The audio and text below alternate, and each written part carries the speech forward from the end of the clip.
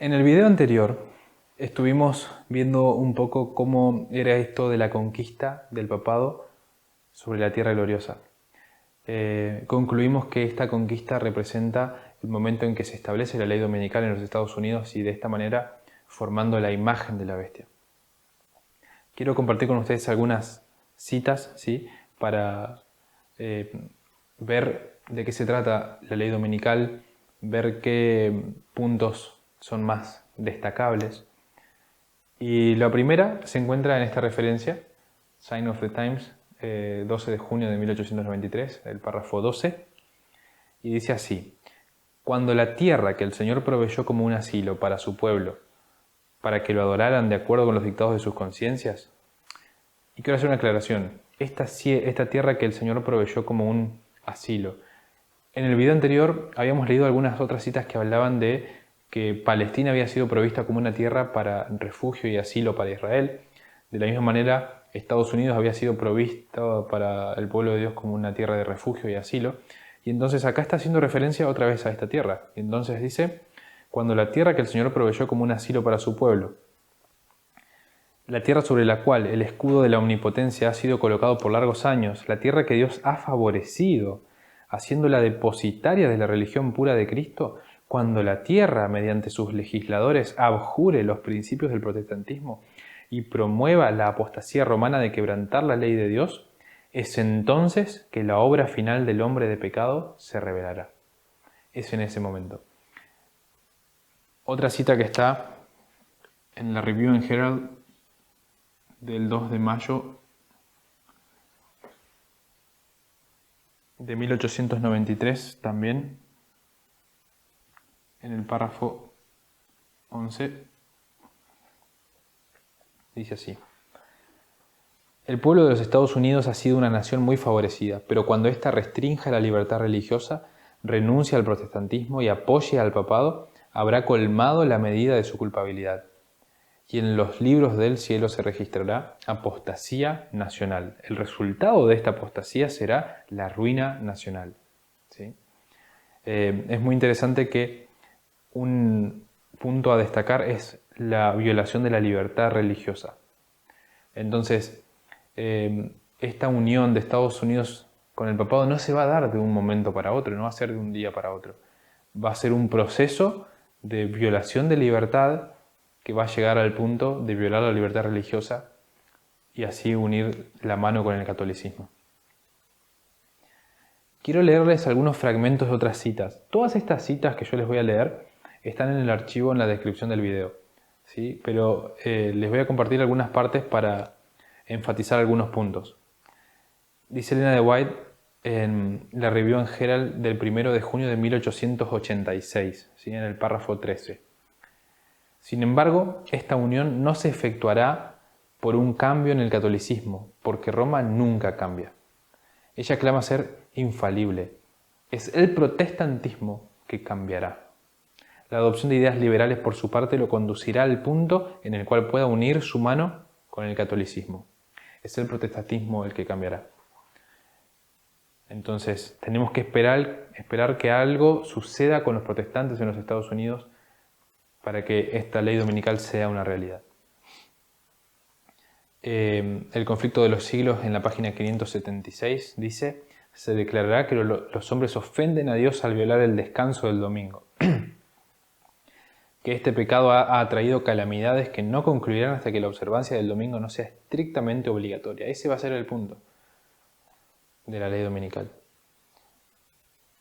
En este acto, dice Testimonios para la Iglesia, tomo 5, página 665, el protestantismo dará la mano al papismo y con ello recobrará vida la tiranía que durante largo tiempo ha estado aguardando ávidamente su oportunidad de resurgir en activo despotismo. Fíjense esto de recobrar vida, esa herida de muerte que tiene que ser sanada. Cuando el protestantismo se dé la mano con el papismo, recobrará vida. Ahora hay varias otras citas en relación a la ley dominical en el archivo, pero yo quiero compartir con ustedes una parte que me parece muy relevante en nuestro estudio. Y es que el versículo 41 de Daniel 11 dice que el rey del norte va a conquistar la tierra gloriosa y en ese momento muchos caerán. Y hay otro grupo que va a escapar, Edom, Moab y los hijos de Amón. Ahora, muchos caerán. ¿Quiénes son? ¿A quién se refiere? ¿A quién estamos haciendo referencia? Tenemos que ser fieles a la interpretación que venimos haciendo. Si la tierra gloriosa es los Estados Unidos porque es una tierra que Dios proveyó para que su pueblo la conquiste, entonces definitivamente los que caen cuando esa tierra es conquistada tienen que ser personas de su pueblo. Pero ahora la pregunta es, ¿quién es su pueblo? Recordemos que la tierra de Palestina había sido provista como una tierra para que Israel haga glorioso el nombre de Dios. Por lo tanto, la tierra gloriosa espiritual tiene que ser una tierra que Dios haya provisto para que el Israel espiritual lo haga glorioso frente al mundo. Pero la pregunta ahora es, ¿quién es el Israel espiritual? Porque así como cada elemento del texto tiene su contraparte espiritual, el Israel espiritual tiene que existir. Y la propuesta es que este Israel espiritual es la Iglesia Adventista del Séptimo Día. Vamos a leer algunas citas de Elena de White en las que ella hace esta conexión bastante clara. La primera que vamos a leer se encuentra en el Ministerio de Curación.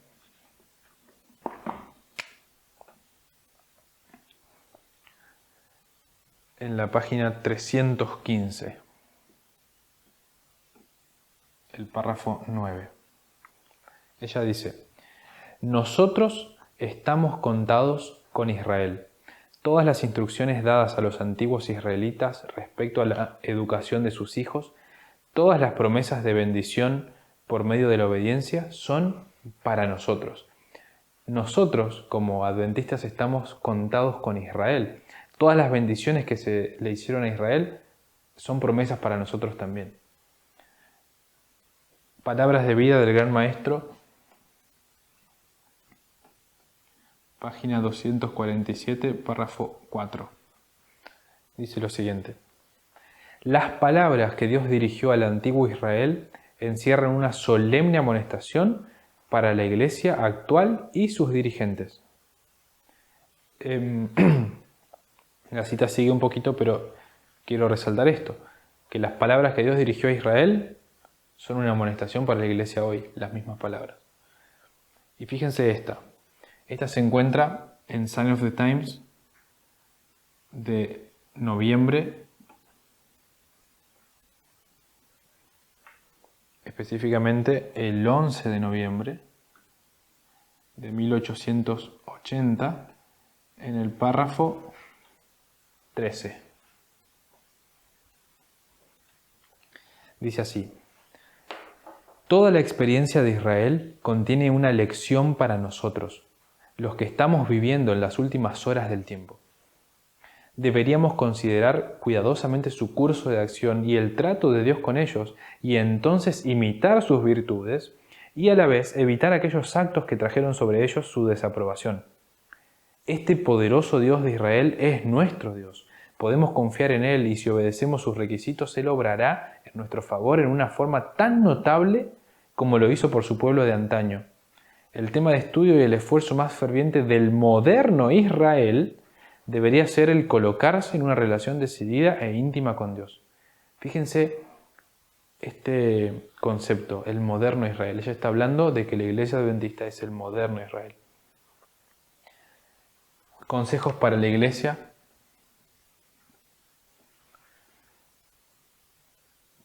(104.1)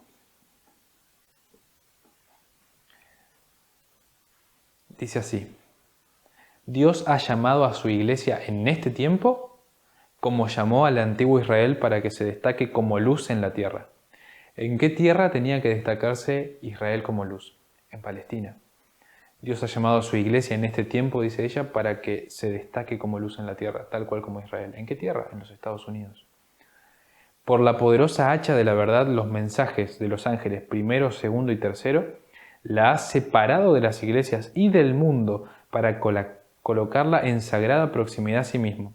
La ha hecho depositaria de su ley y le ha confiado las grandes verdades de la profecía para este tiempo. Como los santos oráculos confiados al antiguo Israel, son un sagrado cometido que ha de ser comunicado al mundo. Los 3 ángeles de Apocalipsis 14 representan a aquellos que aceptan la luz de los mensajes de Dios y salen como agentes suyos para pregonar las amonestaciones por toda la anchura y longitud de la tierra. ¿Quiénes predicaron los mensajes de los 3 ángeles? Fueron los adventistas. Ellos representan al pueblo de Dios. Ellos representan al moderno Israel. Última cita que quiero compartir con ustedes en relación a esto. Sign of the Times, 27 de mayo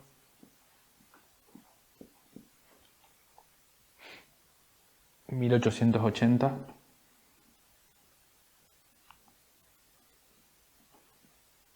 Párrafo 11. Dice así: se da una evidencia inconfundible de que Dios es un Dios celoso y de que Él exigirá del Israel moderno lo que requirió del Israel antiguo, que obedezcan su ley. Dios exige de su Israel moderno lo mismo que exigió del Israel antiguo. Entonces, ¿quiénes son los que caen cuando el rey del norte conquista la tierra gloriosa? Si esta conquista de la tierra gloriosa representa una ley dominical en los Estados Unidos, sin duda los que caen tienen que ser parte del pueblo que Dios había escogido para conquistar la tierra gloriosa. Tienen que ser parte de su Israel moderno, porque ¿quién habita la tierra gloriosa? Israel. Si Israel habita la tierra gloriosa y si Israel representa a la Iglesia Adventista del Séptimo Día, estamos hablando que en el momento en que el Rey del Norte conquista la tierra gloriosa, hay muchos adventistas que caerán. Y sin duda, esto nos lleva a pensar en una idea quizá un poco controvertida, pero al mismo tiempo que tiene mucho sentido. Y es que el pueblo de Dios, el Israel moderno, tiene que estar preparado para enfrentar los eventos que van a desarrollarse en los últimos tiempos, en estos últimos tiempos. Y de esta manera, la gracia para este pueblo especial tiene que terminar antes que para el resto del mundo. Porque este pueblo escogido tiene que salir a predicar al mundo. Tiene que llevar y dar este fuerte pregón antes que se cierre la gracia para todas las personas de este mundo. Esta ley dominical marca el punto en que los adventistas caen. Muchos de ellos caen porque hasta este punto ellos tienen tiempo de prepararse. Ellos son los conocedores del sábado, de la verdad de Dios. Y en este punto, ellos ya no tienen más excusa. Ellos deberían haberse preparado para ese momento. Ese es el momento en que ellos caen. Pero entonces ahora pasamos al otro lado. Los que escapan. ¿Por qué escapan? ¿Quiénes son? ¿Quiénes escapan de una conquista del Rey del Norte de la Tierra Gloriosa? ¿Quiénes escapan de que el papado y Estados Unidos forjen una ley dominical? ¿Y por qué escapan? Bueno, ellos son Edom, Moab y los hijos de Amón. ¿Quiénes son ellos? Vamos a ir a Hebreos 12, 16. Edom, sí, representa a los descendientes de Esaú. Esaú es el padre de los edomitas. Y Hebreos 12, 16 dice: no sea que haya algún fornicario o profano como Esaú, que por una sola comida vendió su primogenitura. Esaú es, según Hebreos, fornicario y profano. Muy interesante que tenga esas características. Y los otros dos es más fácil. Moab y Amón. No vamos a ir a los textos bíblicos, pero ¿quiénes son Moab y Amón? Moab y Amón son los dos hijos que nacieron de las relaciones incestuosas que tuvieron las hijas de Lot con su padre. uno de los hijos de una de sus hijas fue Moab y el otro fue el padre de los amonitas. Entonces, Ben-Ammi y Moab, los padres de estas dos naciones. Entonces, Edom, fornicario. Moab y Amón son hijos de fornicación. Y al mismo tiempo, Esaú es hermano de Jacob. ¿Quién es Jacob? Jacob es Israel. ¿Quién es Lot? Es el sobrino de Abraham, también parte del pueblo de Dios.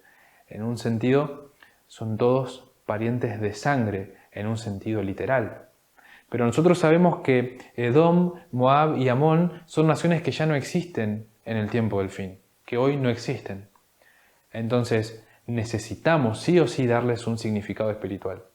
Y al buscar ese significado espiritual nos vamos a encontrar también con parientes, quizá no de sangre, pero son parientes espirituales.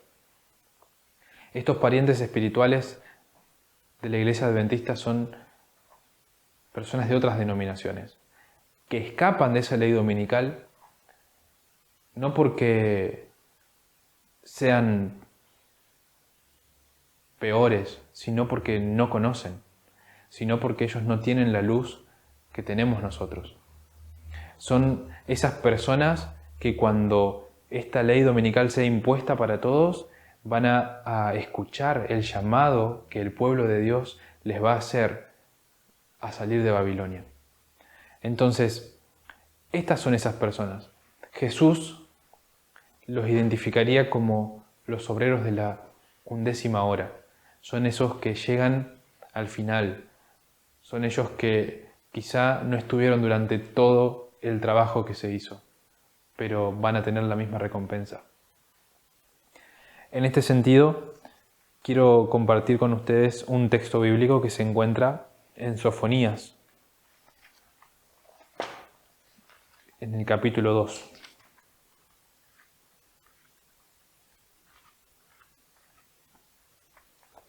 Sofonías 2, versículos 8 y 9. Dice así: Yo he oído las afrentas de Moab y los denuestos de los hijos de Amón, con que deshonraron a mi pueblo y se engrandecieron sobre su territorio. Fíjense que está hablando de Moab y Amón. Por tanto vivo yo, dice Jehová de los ejércitos, Dios de Israel, que Moab será como Sodoma y los hijos de Amón como Gomorra, campo de ortigas y mina de sal y asolamiento perpetuo. Y fíjense esto porque es muy interesante. Dice: el remanente de mi pueblo los saqueará, y el remanente de mi pueblo los heredará. El remanente de Dios con Moab y Amón hace dos cosas. Uno, los conquista, los derrota, pero otro, los hereda. Porque así como hay muchos adventistas que caen cuando el rey del norte conquista la tierra gloriosa, hay algunos pocos que permanecen en pie. Y así como muchos edomitas, moabitas y amonitas, ¿sí?, son como Sodoma y Gomorra, hay otros que van a estar listos para escuchar el llamado de Dios para salir de Babilonia. Ellos son los obreros de la hora 11ª. Ellos son los que van a recibir el fuerte pregón. Esta es una idea general de lo que es el versículo 41. En los siguientes videos vamos a ver cómo el papado sigue su línea de conquista. Ya conquistó al rey del sur, ya conquistó la tierra gloriosa. ¿Qué es lo que sigue? El resto del mundo.